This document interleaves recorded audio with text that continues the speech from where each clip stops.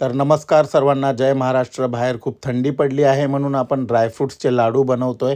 तर आपण घेतलाय मखाना, अक्रोड, पिस्ता, बदाम, मनुके.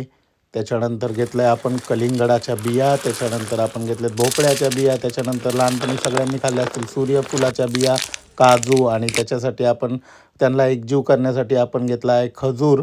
तर आपण हे बघू शकता सगळं ड्रायफ्रूट्स मी घेतलेले आहेत. त्याच्यानंतर मखाना आपण थोडासा भाजून घ्यायचा आहे आणि मी त्याच्यामध्ये शेंगदाणेसुद्धा ॲड केले.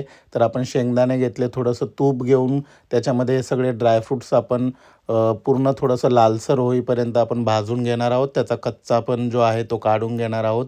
त्याच्यानंतर थोडेसे मनुके घेतले होते मी दोन्ही प्रकारचे, ते सुद्धा तुपामध्ये आपण असं वरच्या फुलू दिलेत चांगले. आणि आपण सुक्या खोबऱ्याचा खीस घेतला आहे, तो सुद्धा खूप लवकर मार्केटमध्ये अवेलेबल होतो. आणि त्यांना मी थोडंसं मोठाडच वाटून घेतलं जेणेकरून खायला चांगलं वाटेल. आणि त्याच्यानंतर खजूर मी थोडासा तुपामध्ये मिक्स करून घेतला होता. आणि लाडू बनवण्यासाठी ताईची हेल्प घेतली. तर मला या सगळ्या गोष्टी खूप लवकर अवेलेबल झाल्या. तुम्हाला मार्केटमध्येही मिळेल. आणि मी डीमार्टमधून या घेतल्या ड्रायफ्रूट्स जे काही घेतले ते मला खूप लवकर अवेलेबल झाले. तुम्ही बघू शकता लाडू खूप चांगले झाले होते. मी खाऊन पण बघितले मध्ये, पण खूप चांगले असे झाले होते. तुम्ही बघू शकता व्हिडिओमध्ये.